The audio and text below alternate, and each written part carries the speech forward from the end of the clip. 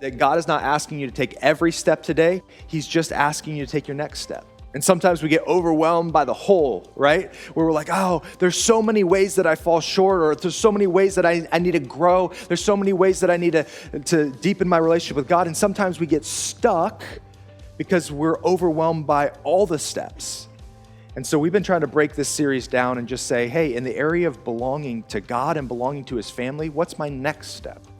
And then once I take my next step, then I take the next step. And we can start stacking steps on top of each other. And it's amazing what happens, right? We talked about last week, become. What does it look like to become like Jesus? In our card, we just gave some practical tools to deepen your relationship with God, to become more like Jesus. But it takes intentionality. And that's what we've been talking about this whole series. It takes intentionality. It takes purposely taking next steps, because it can be so easy, if we're honest in our faith, to become, to just come sit in a chair, learn, listen to a message, go home, repeat that next week, right? And we get in this cycle where we're just coming and listening, but we're not actually doing it. And somewhere along the line, without realizing, we start to believe that the goal of Christianity is to receive. Right? That we listen and we receive teaching, we receive encouragement, we receive community. And none of that's bad, it's just incomplete. If our whole idea of faith is just receiving, if it never moves beyond just receiving, then our faith becomes stagnant.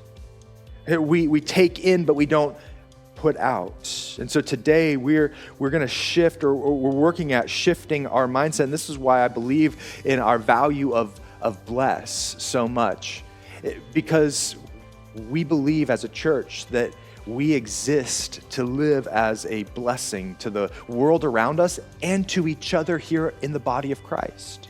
We exist to be a blessing. And this is something that nothing new to us. If you go all the way back to the very first book of the Bible, in Genesis chapter 12, Abraham is having a conversation with God. Actually, God is having a conversation with Abraham. And when he's telling him that who he will make him eventually. And one of the interesting lines in Genesis 12, verse 2, God tells Abraham, I'm going to bless you so that you will be a blessing to the nations. I'm going to put my blessing on your life, but it's not just for you. In fact, secondarily, it's for you. It's not even primary. I'm going to bless you not even primarily for you. I'm going to bless you so that you can be a blessing. It was God's plan from the very beginning that blessing is never meant to terminate with us. It's meant to flow through us. So the question isn't if you've been given something, if you've been given a gift. The question is, what are you doing with what God has given you?